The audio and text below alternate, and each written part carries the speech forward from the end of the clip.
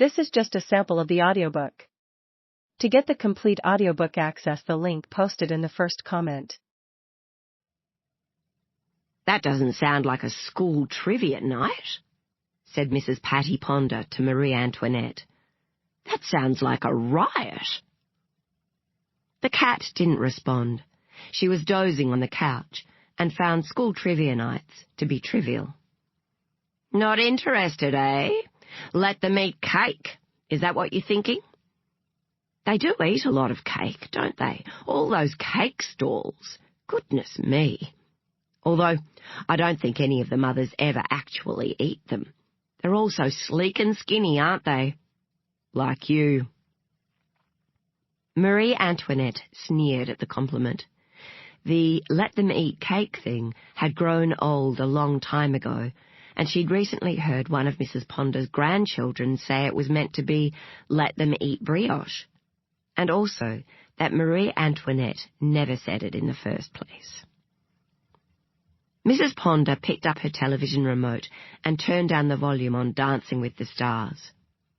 She turned it up loud earlier because of the sound of the heavy rain, but the rain had eased now. She could hear people shouting. Angry hollers crashed through the quiet, cold night air. It was somehow hurtful for Mrs. Ponder to hear, as if all that rage were directed at her. Mrs. Ponder had grown up with an angry mother. "Goodness me! Do you think they're arguing over the capital of Guatemala?" "Do you know the capital of Guatemala?" "No? I don't either. We should Google it." "Don't sneer at me." Marie Antoinette sniffed. "Let's go see what's going on," said Mrs. Ponder briskly. She was feeling nervous, and therefore behaving briskly in front of the cat, the same way she'd once done with her children when her husband was away and there were strange noises in the night. Mrs. Ponder heaved herself up with the help of her walker. Marie Antoinette slid her slippery body comfortingly in between Mrs. Ponder's legs. She wasn't falling for the brisk act, as she pushed the walker down the hallway to the back of the house. Her sewing room looked straight out onto the schoolyard of Pirawee Public. "Mum, are you mad?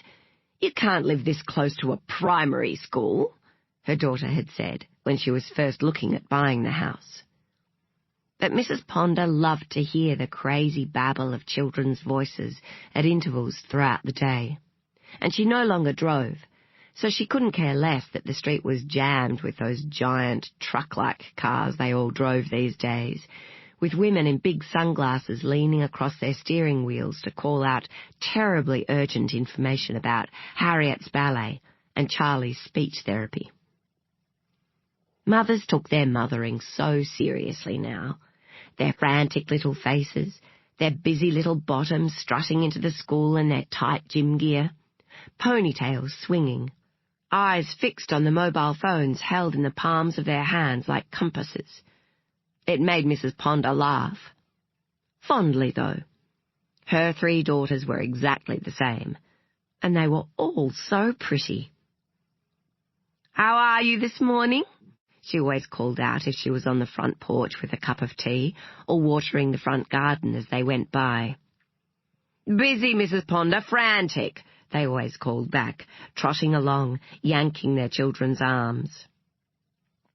They were pleasant and friendly, and just a touch condescending, because they couldn't help it. She was so old. They were so busy.